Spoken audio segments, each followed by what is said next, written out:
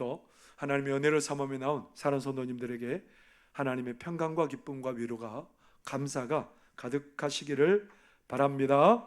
옆에 분에게 한번 인사하실래요? 하나님이 당신을 정말 사랑하십니다.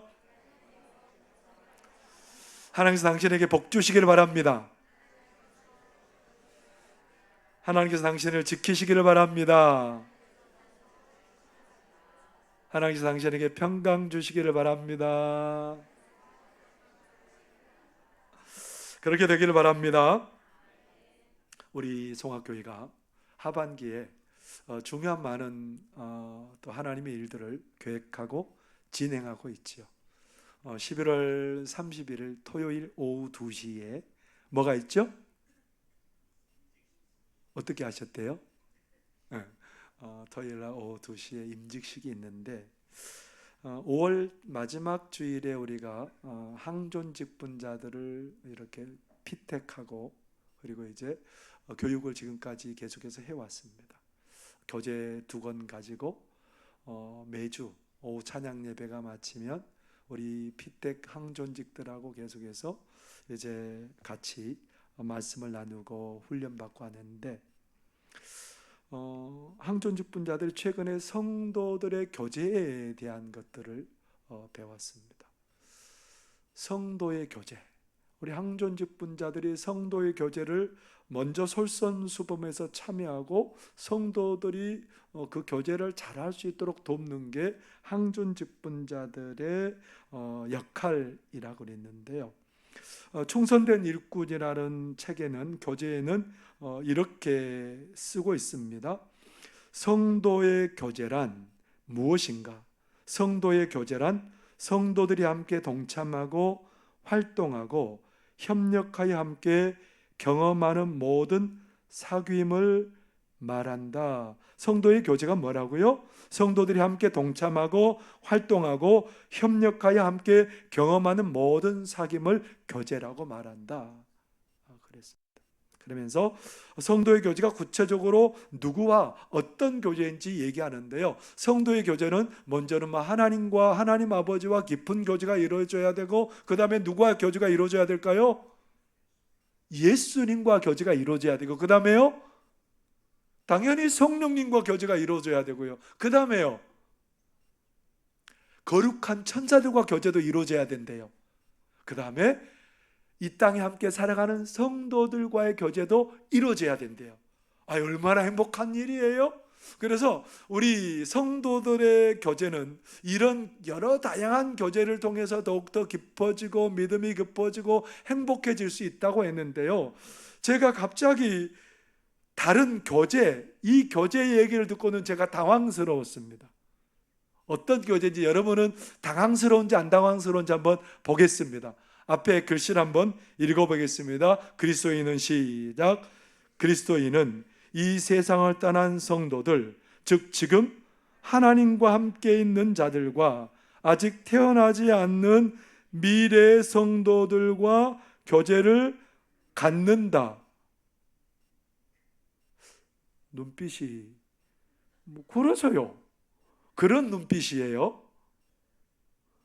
여러분은 괜찮으세요? 그리스도의 교제는 누구하고요? 이 지금은 계시지 않지만 지금은 이 세상을 떠난 성도들, 지금 하나님과 함께 있는 자들과 아직 태어나지 않은 미래의 성도들과 교제를 갖는다. 이게 이해가 되세요? 아니, 지금 돌아가시고 없는 사람하고 어떻게 교제하라고요? 어떻게 교제할까요, 여러분? 아직 태어나지도 않는 미래 그 성도들과 어떻게 교제하라는 거예요? 이게 이해가 되지도 않고 잘 납득이 되지 않잖아요. 근데 여러분, 가만히 생각해 보니까 교제가 이렇게 깊은 차원이 있는 거구나, 그런 생각을 하게 되었습니다. 하나님이 얼마나 우리를 풍성하게 하기를 원하는지 하나님의 마음을 읽어볼 수 있는 시간이었어요. 이 부모들이 자녀를 교육할 때에 위인들의 전기가 기록된 책을 자녀들에게 사줘요. 아니 옛날에 이미 다 돌아가신 그 위인들의 전기를 읽으면 뭐 할 거예요, 여러분? 왜 읽게 하죠?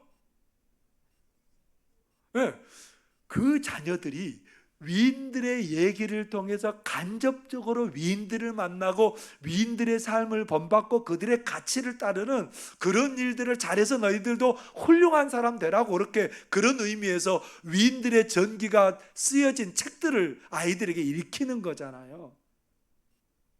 그렇다면 여러분, 우리 손양원 목사님 너무너무 잘 아시잖아요. 손양원 목사님이 그 애양원에서 그렇게 목회를 했던 분이라는 거 우리가 잘 알고 있습니다. 신풍에 가면 애양원이 있고 거기에 손양원 목사님 기념관이 있어요. 근데 그 기념관에 많은 것들이 우리에게 큰 은혜를 주지만 정말 우리의 마음을 볼 때마다 숙연해지게 하고 도전을 주는 그림이 있어요. 큰 그림인데 그 그림이 어떤 그림이냐면 손양원 목사님이 한센병 환자의 피고름을 입으로 빨아내는 그 사진이에요. 저는 그 앞에 설 때마다 주님, 정말 마음에 도전이 가요. 나는 우리 성도들을 어떻게 섬기고 사랑하는지 저 자신을 돌아보게 돼요. 지금은 계시지 않지만 아름다운 신앙의 삶을 살다 간 사람들의 온기는 지금도 우리들의 차가워진 가슴을 데워주는 역할을 하지요. 사도 바울이 오래전에 하나님의 부름을 받고 하나님 품에 안겨 있습니다. 근데 사도 바울이 행했던 모든 행적들, 그런 것도 오늘도 여전히 우리의 가슴에 살아 있어서 여전히 그런 교제의 장으로 우리를 이끌어가고 있다는 겁니다. 미래 세대들, 여러분 우리 미래 세대들 아직 없지만 어떤 마음이 들어요? 야, 너희들을 위해서 뭘 준비해야 너희들이 행복할 수 있을까? 어떤 믿음의 유산을 줘야, 내 발자취를 어떻게 해야 너희들이 행복하고 기쁠 수 있을까? 여러분, 이거 생각하고 미래 세대와 꾸준히 대화하고 살아가는 것이 우리의 믿음을 더 풍성하게 하는 그런 길이 될 수도 있다는 겁니다. 오늘 가만히 생각해 보니까 야, 세상에 하나님의 교제라고 말씀하신 하나님의 이 교제가 얼마나 우리에게 큰 유익을 주는지 다시 한번 깨닫는 시간이 되었습니다. 오늘 사도 요한은 사귐이 정말 중요하다는 것을 알려주고 있지요. 오늘 사도 요한이 소아시아에 있는 교회들에게 편지를 하면서 계속해서 기록하고 있는 게 뭐예요?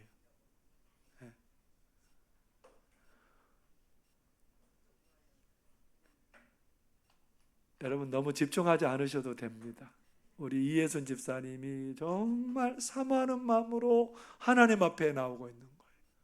여러분이 모르시지만 우리 이혜선 집사님은 사모하는 마음으로 하나님 앞에 나온 거예요. 복 있죠? 복 있죠? 오늘 사도 요한은 이 땅에 육신을 입고 오신 예수님과의 사귐에 대해서 얘기를 해요. 오늘 예수님께서는 이 땅에 오셔서 우리와 사귐을 가져주시는 분입니다. 1절의 말씀 우리가 한번 같이 읽어볼까요? 시작. 태초부터 있는 생명의 말씀에 관하여는 우리가 들은 바요, 눈으로 본 바요, 자세히 보고 우리의 손으로 만진 바라. 예수님께서는 세상이 창조되기도 전에 예수님은 계셨고 그 예수님께서 우리 인간의 몸을 입으시고 이 땅에 오셨습니다. 그래서 이 땅에 오셔서 우리들을 만나주시고, 그리고 만나는 사람들은 예수님은 어떻게 됐다고요? 어떻게 했다고요? 그에 대해서 들은 바고 눈으로 봐왔고 자세히 보고 우리의 손으로 만진 바 되었다라고 말해요. 다른 말로 표현하면 뭐가 이루어졌다는 거예요? 교제가 일어났다는 거예요. 예수님과 함께 교제가 일어나고, 그래서 사도 요한은 그런 예수님과 깊이 교제하고 그 예수님을 누구에게 얘기해줘요? 예수님을 모르는 사람들, 또 예수님을 잘 알지 못하는 사람들에게 예수님을 소개해주고, 그래서 사람들마다 다 예수님과 깊은 교제를 나누고, 그리고 어디까지 나가게? 하나님 아버지와 사귀게 해줘요. 그러니까 우리의 사귐은 그냥 한 군데에서 끝나는 게 아니고, 예수님과 사귀고 성도들끼리 사귀고, 누구와도 사귀어요? 하나님과의 사귐도 일어나고, 이런 놀라운 사귐을 통해서 우리의 삶이 더욱더 풍성해지고 예수님을 닮아가고 하나님을 닮아가는, 하나님의 거룩하심을 닮아가고, 그리고 하나님의 사랑을 닮아가고. 그래서 우리 예수님을 믿는 사람들은 그 사귐을 통해서 우리가 풍성한 하나님의 은혜를 경험하게 된다는 겁니다. 그래서 사도 요한이 사귐에 대해서, 교제에 대해서 자꾸 얘기를 해요. 사도 요한은 그 사귐이 얼마나 필요하고 중요한지 경험한 사람이에요. 베드로와 요한이 오후 3시에 기도하려고 성전에 올라갑니다. 미문에 40년 동안 아무것도 할 수 없는 그 사람, 구걸할 수밖에 없는, 그래야 살 수밖에 없는 그 사람을 보게 됩니다. 올라가다가 베드로가 그 안진뱅이에게 말합니다. 우리를 보라. 그러니까 안진뱅이가 뭘 얻을 수 있는지 그것을 쳐다보는데, 베드로가 뭐라고 얘기합니까? 은과 금은 내게 없거니와 내게 있는 것 곧 나사렛 예수의 이름으로 명하노니 일어나 걸으라고 그의 손을 잡고 일으키니까 발과 발목이 힘을 얻고 뛰며 걸으며 하나님을 찬양하게 되었다. 이 모습을 본 사람들이 다 놀랐답니다. 여러분, 베드로가 특별해서 그럴까요? 베드로는 갈릴리 바닷가에서 고기 잡는 어부였습니다. 예수님 십자가에 죽으시기 전에는 예수님을 3번이나 부인했던 연약한 사람입니다. 근데 왜 베드로가 이렇게 됐을까요? 베드로 이런 일만 행한 게 아니고요, 베드로 때문에 어떤 일이 벌어져요? 안진뱅이가 일어나고 죽은 사람이 살아나고, 그리고 베드로가 지나갈 때 사람들이 침상째 아픈 사람들을 갖다 놔요, 거리에다가. 그러면 베드로의 그림자가 이 사람에게 덮이면 그 사람이 일어나는 거예요, 낫는 거예요. 성경은 뭐라고 말하냐면, 사도들로 베드로를 통해서 귀신 들린 사람들, 아픈 모든 사람들이 다 나음을 입었더라. 아니 도대체 베드로가 어떤 분인데 이런 일이 벌어진 거예요? 왜 이런 일이 일어난 거예요? 베드로는 늘 누구와 사귐을 가진 사람이에요?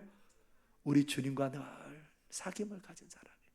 항상 베드로가 점심 때도 다락방에 올라가서 기도하다가 환상을 경험하기도 하고, 베드로는 늘 주님과 깊은 사귐 가운데 있는 거예요. 그래서 그 병자를 일으킬 때도 뭐라고 말해요? 내 안에 계신, 나와 함께 하시는 그 주님의 이름으로 내가 명한다라고 얘기를 하잖아요. 베드로가 그 능력 가운데 살 수 있었던 이유는 누구와 깊은 교제가 있었기 때문에 그래요? 우리 주님과 깊은 교제가 있었기 때문에 그 능력이 베드로를 통해서 나타난 줄 여러분 믿으시기를 바랍니다. 우리 믿음의 사람들은 이제 예수님과의 교제를 통해서 성도들이 서로 사귐을 가짐으로 말미암아 풍성한 은혜 가운데 들어가기를 원하지요. 3절 같이 한번 읽어볼까요? 시작. 우리가 보고 들은 바를 너희에게도 전함은 너희로 우리와 사귐이 있게 하려 함이니 우리의 사귐은 아버지와 그의 아들 예수 그리스도와 더불어 누림이라. 예수님을 경험한 사람들이 이제 누구에게 그것을 전해요?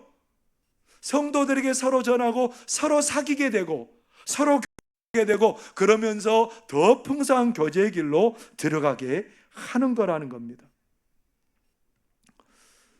요즘 피택 우리 항전직 분자들하고 계속해서 우리가 함께 교제하고 말씀을 나누는데요, 우리 한 주간 동안 우리가 하는 일이 뭐냐면 한 주간 동안 한 본문을 가지고 서로 나눠요.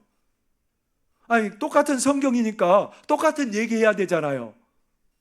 근데 어떻게 한 줄 아세요? 우리 그 항존직 분자들 다 달라요. 어떤 사람 모태신앙인도 있고, 어떤 사람은 조금 늦게 예수님을 믿은 사람도 있고, 똑같은 모태 신앙인들이라도 자라는 환경에 따라서 다 달라요. 근데 하나님의 말씀을 나눠보면 똑같은 사람이 한 사람도 없어요. 똑같은 본문 가지고 얘기를 하는데 그렇게 서로 받은 은혜를 나누니까 훨씬 더 풍성해져요. 야, 내가 가진 은혜 가지고 있으면 하나라면 10명이 그 은혜를 나누니까 뭐가 돼요? 10이 되고 10이 되는 거예요. 10이나 10이나. 10이 되고 100도 되는 은혜가 벌어지게 되는 거예요. 그러면서 더 은혜가 되는 것은 그렇게 우리가 함께 훈련을 받다 보니까 서로 의지가 돼요. 참 놀라워요. 저는 요즘 그분들 보는 재미로 살아요. 아니라고 생각할지 모르지만 괜히 저분들이 한 주간 동안 뭔 말씀을 준비해 왔을까? 어떤 은혜를 경험하고 나눌까? 기대가 돼요. 함께 하다 보면 참 은혜가 되고 기대가 됩니다. 광야에서 사는 우리들에게 서로 교제한다는 것은 우리를 세우는 일이고 든든하게 하는 일입니다. 마가복음을 기록한 마가 요한이요, 호기롭게 바울과 바나바가 1차 전도여행을 간다니까 나도 갑니다, 그까짓 것 하고 함께 출발하게 되었답니다. 그렇게 출발했는데 이게 보통 일이 아니에요. 너무너무 힘들어요.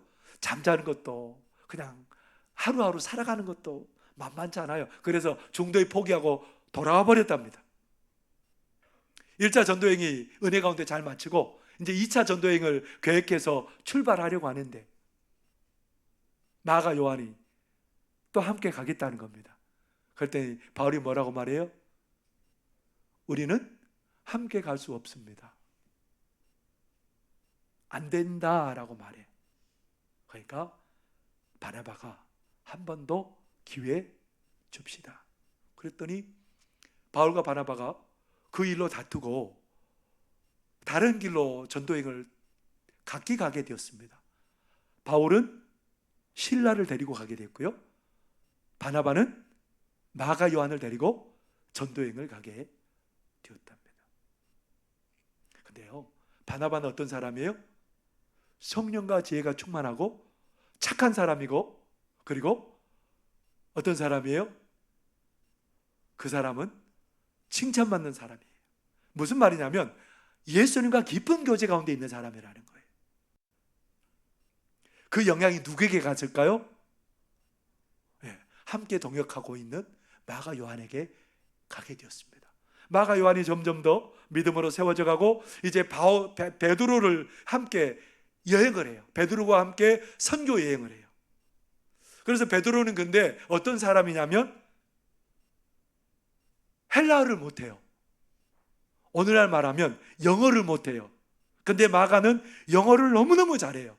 그래서 마가는 누구 옆에서 따라다녔고 베드로 옆에 따라다니면서 베드로가 말한 것들을 다 통역해줘요. 그러면서 베드로와 함께 교제하면서 베드로에게 많은 얘기 들은 거예요. 예수님이 어떤 분이고 예수님이 우리에게 어떤 분이고, 그런 얘기를 하니까 마가 요한에게 누가 이렇게 가득하게 담긴 거예요? 예수님이 담긴 거예요. 그래서 마가 요한은 베드로의 믿음의 아들이 돼요. 그러면서 나중에 바울도 뭐라고 말하냐면 이 마가 요한이 내 복음의 일을 하는데 굉장히 소중하고 필요한 사람이다라고 얘기를 해요. 그러면서 마가 요한이 뭘 썼을까요? 마가복음을 썼어요. 그래서 마가복음을 통해서 많은 사람들이 예수님과 깊은 교제 가운데 들어가도록 그 길을 만드는 사람이 누구냐면 마가 요한입니다. 마가가 천재여서 그랬을까요? 아니잖아요. 마가는 연약한 사람입니다. 부족한 사람입니다. 사람에게도 인정받지 못했던 그런 사람입니다. 그런 사람이 왜 오늘 이렇게 됐을까요? 믿음의 사람들과의 교제를 통해서 깊이 예수님과 교제하게 되었고 풍성한 교제를 나누게 되었답니다. 그래서 계속해서 사도 요한이 강조하는 것은 사귑이다, 사귑이다, 사귑이다. 왜 그랬을까요? 그게 그만큼 중요하기 때문에 그래요. 조 목사도 여러분 꽤나 괴롭히지요?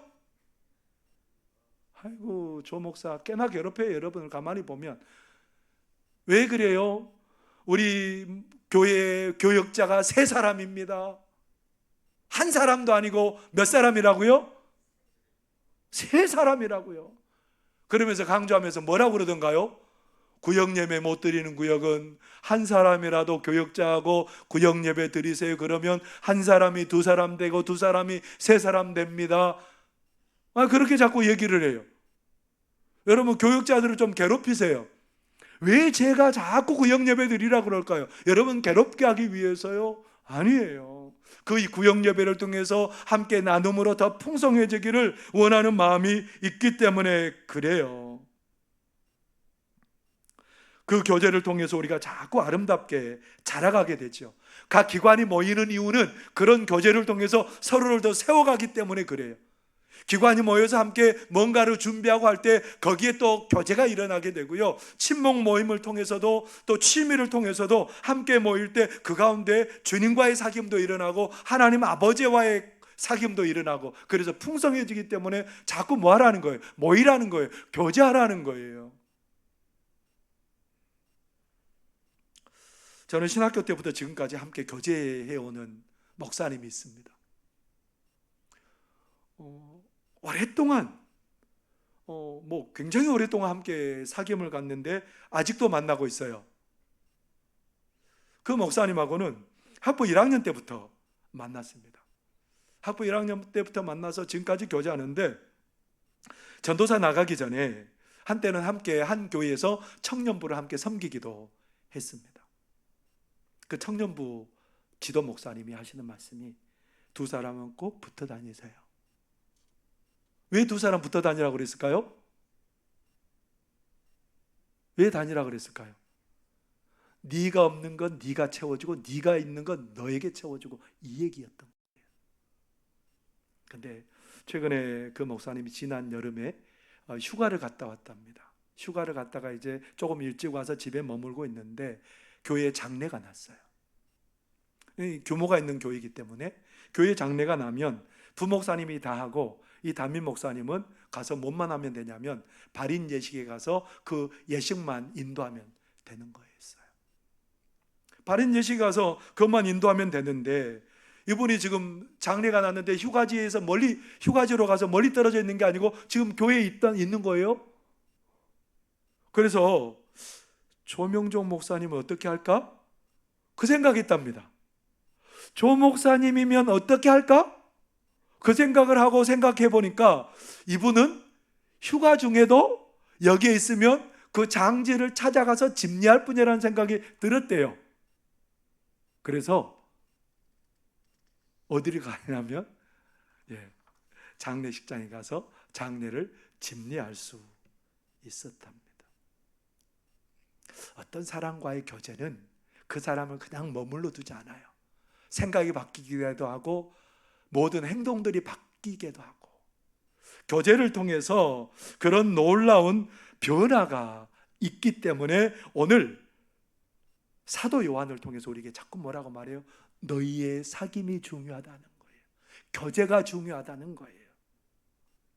우리 교제는 그냥 해도 되고 안 해도 되고 그런 게 아니고 필히 우리 모든 그리스도인들에게는 교제가 필요한 사람들이라는 겁니다. 왜 우리가 교제가 그렇게 필요할까요? 이 교제 아니고는 우리가 하나님을 닮아갈 수 없어요. 우리가 거룩하신 하나님을 닮아가고 사랑이 많으신 하나님을 닮아갈 수 있는 이유는 이 교제 때문에 가능한 거지요. 우리 6절 같이 한번 읽어보겠습니다. 시작. 만일 우리가 하나님과 사귐이 있다고 어둠에 행하면 거짓말을 하고 진리를 행하지 아니함이거니와.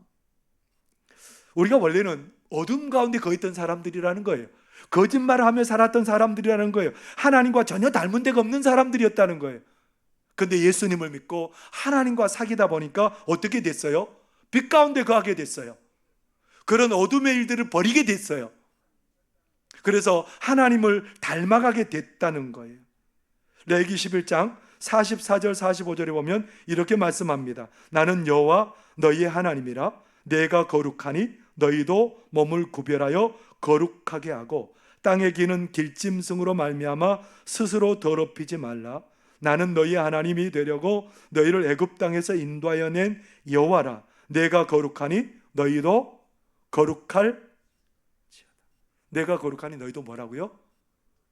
어떻게 이게 가능할까요? 뭐가 우리로 하여금 하나님의 거룩함을 닮아서 세상 닮지 않고 하나님을 따라 하나님 닮아갈까요? 교제를 통해서 가능한 거예요. 처음 교제는 어떻게 가능해요? 성도들을 통해서 교제가 이루어지고 예수님과 교제가 이루어지고 그리고 그 안에서 하나님과 교제가 이루어짐으로 하나님을 점점 닮아가는 그런 삶을 살게 된다는 겁니다. 하나님 닮아가면 거룩해지고 하나님 닮아가면 그 하나님의 성품에 따라서 사람을 사랑하게 되고 사랑의 사람이 된다는 거예요. 그래서 사도 요한은 하나님은 뭐라고 말하냐면 하나님은 사랑이시다. 어떻게 하나님 닮아가요? 하나님과 교제해야 하나님처럼 거룩해져 가고 사랑의 사람으로 살아가게 될 수 있다는 겁니다. 그렇기 때문에 우리 성도들에게 있어서 가장 중요한 게 뭐라는 거예요? 교제하는 거예요. 사귐을 갖는 거라고 말하고 있습니다. 이 사귐을 통해서 우리 성도들은 풍성한 생명의 능력을 누리게 된다는 거지요. 요한일서 5장 12절 우리 함께 읽겠습니다. 시작. 있는 자에게는 생명이 있고 하나님의 아들이 없는 자에게는 생명이 없느니라. 하나님의 아들이 있는 자에게는 뭐가 있어요? 생명이 있어요. 그 생명을 풍성히 누리게 되는 이유는 어디에 있냐면 사귐에 있는 거예요. 교제 가운데 있는 거예요. 사도 바울은 능력이 많은 선교사입니다. 사도 바울이 사역을 감당할 때 놀라운 역사가 늘 일어나죠. 복음으로 말미암아 많은 사람들이 돌아오고 하나님의 능력이 나타나고, 왜 그런 일들이 벌어지는 겁니까? 사도 바울이 특별해서가 아니고요. 사도 바울은 늘 마음에 누구와 교제하고 있습니까? 다메섹에서 그를 만나주신 예수님을 통해서 보여주신 그 하나님의 사랑과 날마다 교제하고 있습니다. 그래서 그는 말합니다. 나는 날마다 죽노라. 내 안에 사느니 오직 예수 그리스도라 하면서 늘 교제 가운데 있게 되었습니다. 그렇기 때문에 그의 삶은 교제 가운데 풍성한 생명이 늘 나타나게 될 수 있었던 거죠. 한국교회에서 지금까지 가장 존경받는 인물 중에 한 분을 꼽으라면 한경직 목사님을 꼽을 수 있습니다. 템플턴상을 수상할 만큼 많은 사람들에게 존경받고 그랬던 분이 한경직 목사님입니다. 한경직 목사님 교회에 한 부목사님이 들어왔습니다. 이름이 뭐냐면 박조준 목사님이에요. 박조준 목사님이 들어왔는데 이 박조준 목사님은 한경직 목사님의 흉내를 내기 시작해요. 그래서 그분의 설교하는 그분의 음의 목소리의 높낮이, 그 목소리의 모든 것까지 다 닮아가려고 하고요. 설교도 꼭 그대로 합니다. 그러기를 오랜 동안 설교만 그렇게 했겠어요? 아니죠. 다른 모든 것들도 그분 닮아가려고 계속해서 애썼겠죠. 나중에 사람들이 멀리서 눈을 감고 들으면 저분이 한경직 목사님인지 박조준 목사님인지 구별이 안 가요.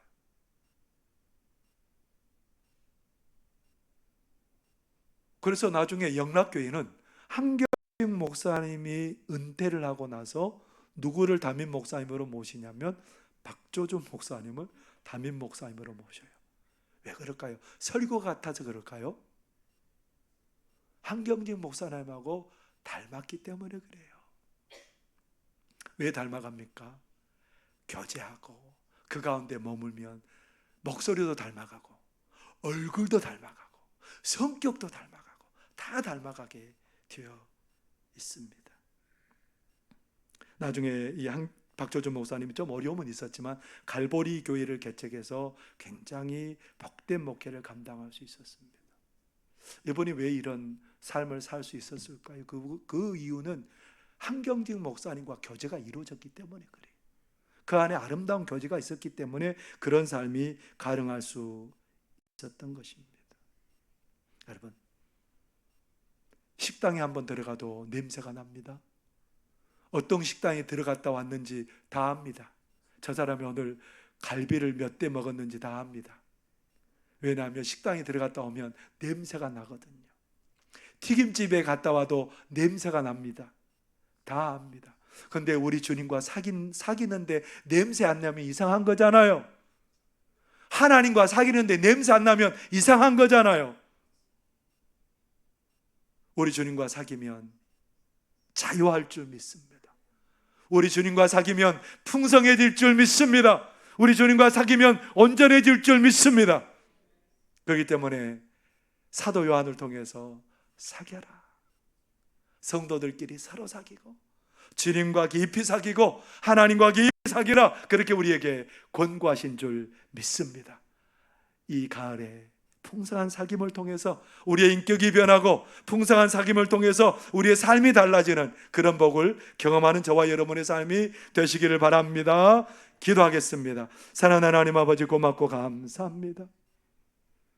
우리의 사귐은 성도들 간의 사귐이요, 하나님 그리스도 예수 안에 있는 사귐이요, 하나님 아버지와의 사귐이요, 성령님 안에서의 복된 교제인 줄 믿습니다.